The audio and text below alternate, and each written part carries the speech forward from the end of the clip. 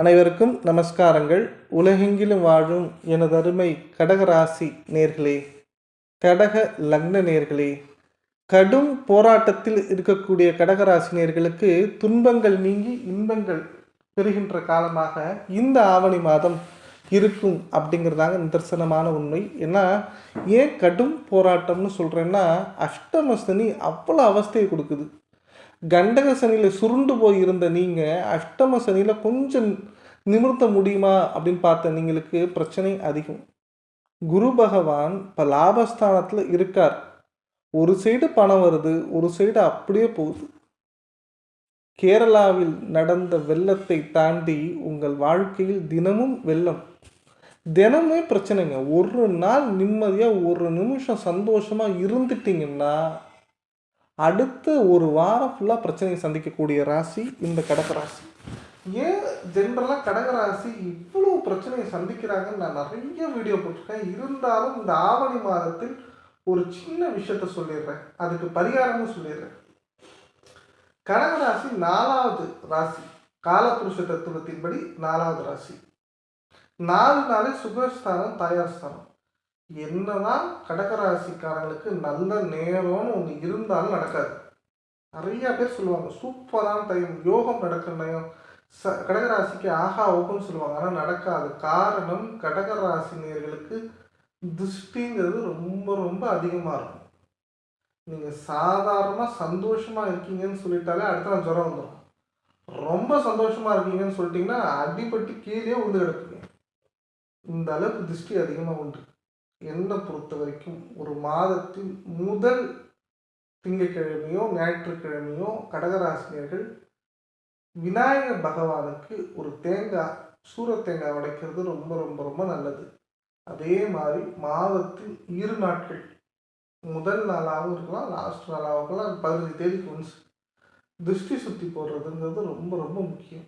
இது எல்லா மதத்தினரும் செய்யலாம். இதில் என்ன ஒரு பெரிய அட்வான்டேஜ் அப்படின்னு பார்த்தீங்கன்னா, இந்த மாதிரி திருஷ்டி சுற்றி போடும்போது உங்கள் மேலே இருந்த சில நெகட்டிவிட்டியான பவர் குறையும்.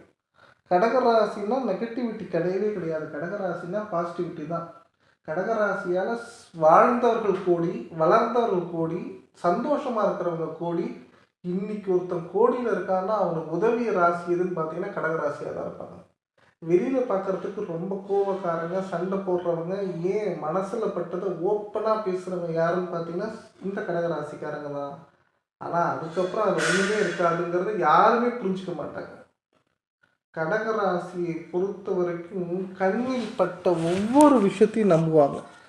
மனசில் நம்பிக்கைங்கிறத தாண்டி ஒரு விஷயம் நடந்துடணும், அதில் நம்ம ஜெயிச்சிடணும், என்றைக்காவது ஒரு நாளான இந்த ரோட்டில் போகிறாங்கல்ல இவங்கள மாதிரி நம்ம சந்தோஷமாக இருக்க மாட்டாமா, அவங்கள மாதிரி வீடு கட்ட மாட்டோமா, ஏன் நம்மளும் ஒரு காரில் போக மாட்டோமா, நம்மளும் ஒரு நாள் பிரச்சனை இல்லாமல் நிம்மதியாக ஒரு 11 மணி வரைக்கும் தூங்க மாட்டோமா, நம்ம ஃபோனை நம்ம தைரியமாக எடுத்து நம்ம மனசில் பிடிச்சவங்கக்கிட்ட பேச முடியாதா, கண்ணில் தண்ணி இல்லாமல் ஒரு நாளான்னு இருக்க முடியுமான்னு நினைக்கக்கூடிய கடகராசினியர்களே, மனசை விட்டு அழுதுருங்க. அதுதான் நான் ஒரே வார்த்தையில் சொல்லுவேன். ஏன்னா ஆடி மாதம் அவ்வளவு அழுதுருப்பீங்க. பலன்களை தாண்டி ஏன் ரொம்ப ஃபீல் பண்ணியிருப்பீங்கன்னா, இந்த குரு 8ல் வக்ரகமான சனி பகவான் 8ல் வக்ரகமானார் பாருங்க. இந்த வக்ரகத்தில் என்ன செஞ்சுருப்பாரு அப்படின்னு பார்த்தீங்கன்னா, உங்களுடைய எதிரிகள் யார், உங்களுக்கு என்னெல்லாம் பிரச்சனைகள் இருக்குது, என்ன உடல் சம்பந்தப்பட்ட நோய்கள் இருக்குது, எது சரி எது தப்புங்கிறத கண்ணு முன்னாடி அப்படி நிப்பாட்டியிருப்பாருங்க. அதிகமான பொருளாதார இழப்பு, அதிகமான நம்பிக்கை துரோகம், அதிகமான பிரச்சனையை கடந்த சில நாட்கள்லேயே சந்திச்சிருப்பீங்க. இதுக்கு ஒரு சொல்யூஷன் கிடைக்காதாங்கிறது போய் இதே மாதிரி நம்ம லைஃப் இருந்துருமான்னு நினைக்கிறீங்க பாருங்க. அந்த ஒரு விஷயம் மாறிட்டாலே போதும், உங்கள் வாழ்க்கையில் தன்னம்பிக்கை, தைரியம் அதிகமாக உண்டு. எதையும் சமாளித்து விடலாம் நினைப்பவர்கள் பலர்.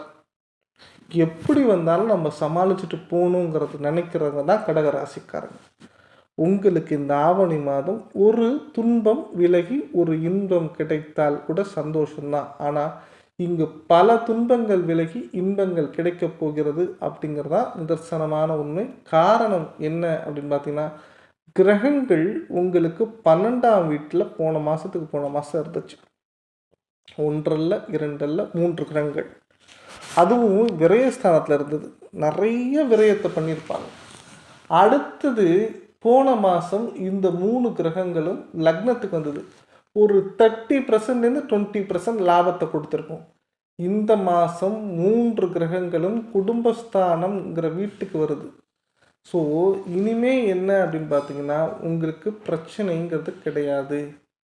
உங்களுக்கு செவ்வாய் அப்படிங்கிறது நீச்சம். அந்த நீச்சமான செவ்வாய் 12ல் மறையும் போது உடல் சார்ந்த பிரச்சனைகள் வந்துட்டு போகலாம். ஆனால் வீரியம் அதிகமாக இருக்காது. பிரச்சனைகள் கட்டுக்குள்ளே இருக்கும் அப்படிங்கிறது தைரியமாக சொல்லலாம். முக்கியமாக அலுவலக சம்பந்தப்பட்ட பிரச்சனைகள், வேலையில் வேலை இருக்குமா போகுமா, வாழ்க்கையில் மாட்டிப்போமா மாட்டிக்க மாட்டோமா, நம்ம பிரச்சனை பூதாகரமாக ஆகுமா ஆகாதா, இன்னைக்கு பிழைப்போமா நாளைக்கு பிழைப்போமா, நம்ம இப்படியே வாழ்ந்துருவோமா இல்லை இதுக்கு மேலே வாழ மாட்டோமாங்கிற பல கொஸ்டினுக்கு விடை கிடைக்கக்கூடிய ஒரு காலமாக இந்த காலம் உங்களுக்கு இருக்கும் அப்படின்னு நம்பலாம். கடக ராசி நேர்கள் அப்படின்னு பார்த்தீங்கன்னா, புனர்பூசம் 4ஆம் பாதம், பூச நட்சத்திரம், ஆயில்ய நட்சத்திர நேர்களே, அதிபதி சந்திர பகவான். மனதில் ஜென்ரலாகவே சந்திர பகவானை அதிபதியாக கொண்ட கடகராசினர்கள் மனதில் நிறைய எண்ண ஓட்டங்கள் இருக்கும். உங்கள் 11ஆம் இடத்தில் குரு பகவான் நன்றாக இருக்கிறார். ஸோ பணவரவுங்கிறது தாராளமாக இருக்கும். அந்த பணத்தை சேமித்து வைத்து கொள்ள வேண்டிய முக்கியமான காலகட்டம் அப்படிங்கிறத திருப்பியும் சொல்கிறேன். இந்த சேமிப்பு அப்படிங்கிறத நீங்கள் விட்டுட்டு செலவு அப்படிங்கிறத பண்ணிங்கன்னா கண்டிப்பாக இதுலேருந்து மீண்டு வர்றதுங்கிறது ரொம்ப கஷ்டமாக போயிடும் கடகராசினியர்களே. அதே மாதிரி உங்களுக்கு சூரியன் அப்படிங்கிறது சாதகமாக வருகிறார்.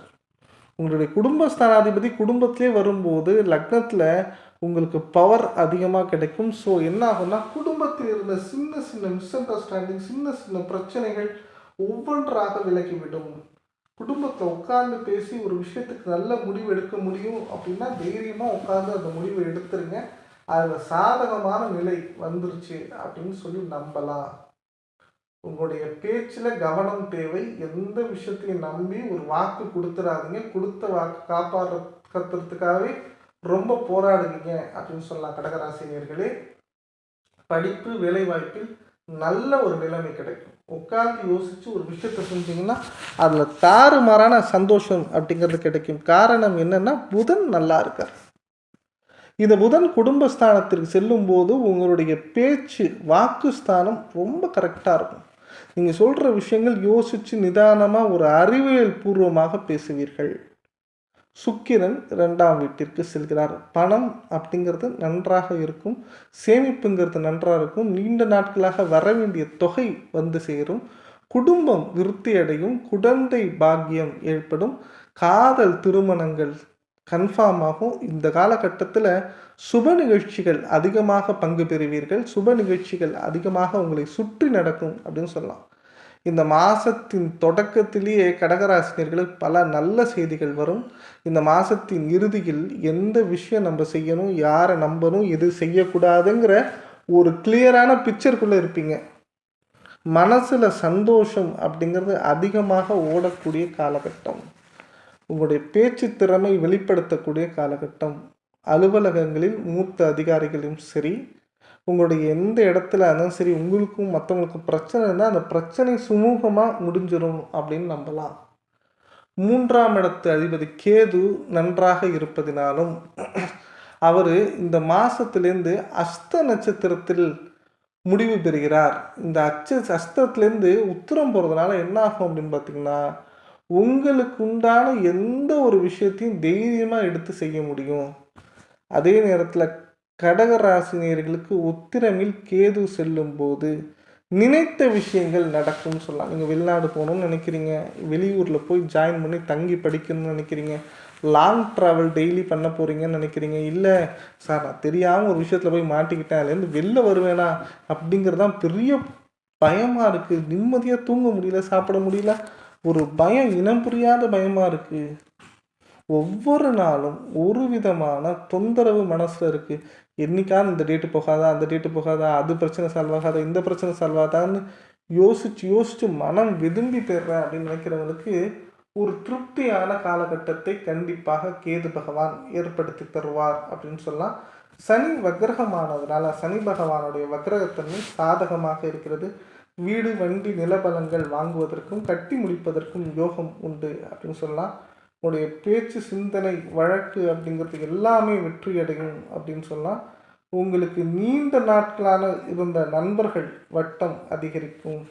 உங்களுடைய கர்மா அந்த மாதத்தில் குறையும்னு சொல்லாங்க. காரணம் 12ல் செவ்வாய் வருவதனால உடல் சம்மந்தப்பட்ட பிரச்சனைகளுக்கு இண்டிகேஷன் இந்த மாதமே கொடுத்துரும். இந்த மாதம் லைட்டாக உடம்பு வருதுனால காரணம் ஏதோ ஒரு பெரிய பிரச்சனை இந்த மாதமே வந்து முடிச்சிருது அப்படின்னு சொல்லலாம். ரிஜிஸ்ட்ரேஷன் இந்த மாதம் கண்டிப்பாக ஒன்று நடக்கும். புது வீடு, ஆலய தரிசனம், ஆன்மீக தரிசனம், வெளியூர் பிரயாணங்கள் நிறைய ஏற்படும். பிஸ்னஸில் புது புது நண்பர்களை கண்டிப்பாக சந்தித்து மகிழ்வீங்க. டோட்டலாக சொல்லணுன்னா கடகராசிக்கு ஒரு பொன்னான காலகட்டம். இந்த மாதம் நீங்கள் வணங்க வேண்டிய தெய்வம் அப்படின்னு பார்த்தீங்கன்னா பிள்ளையார்பட்டி விநாயகர் தான். முடிஞ்ச வரைக்கும் பிள்ளையார்பட்டி விநாயகரை வணங்கி வாருங்கள். கடகராசிகள் எல்லையில்லாத சந்தோஷத்தை பெறுவீங்க. வாய்ப்பு கிடைத்தவர்கள், நான் எப்போதும் சொல்கிற கோவில் கணபதி அக்ரஹாரம். இந்த கோவிலுக்கு புதன்கிழமை இரவு, அதாவது சாயந்தரம் 5 மணி 6 மணிலேருந்து போயிட்டு வாங்க. நிறையா கடகராசினியர்கள் போயிட்டு வந்து நல்லா நடந்திருக்கு. மினிமம் 48 நாள் ஆகுங்க. போயிட்டு வந்து 48 நாளுக்கு அப்புறம் தான் ஒரு நல்ல பாசிட்டிவான விஷயம் வரும். அது கண்டிப்பாக உங்களுக்கு சாதகமாக இருக்குங்க. உங்களுக்கு தான் டவுட் இருந்தால் என்னோடய கமெண்ட் பாக்ஸில் கமெண்ட் பண்ணுங்கள். நீங்கள் கேட்குற ஒவ்வொரு கொஸ்டினுக்காகவும் ஒரு வீடியோ கண்டிப்பாக போடுறதுக்கு தயாராக இருக்கேன். வீடியோ பிடிச்சிருந்தா லைக் பண்ணுங்கள். சேனல் பிடிச்சிருந்தா சப்ஸ்கிரைப் பண்ணுங்கள். நன்றி.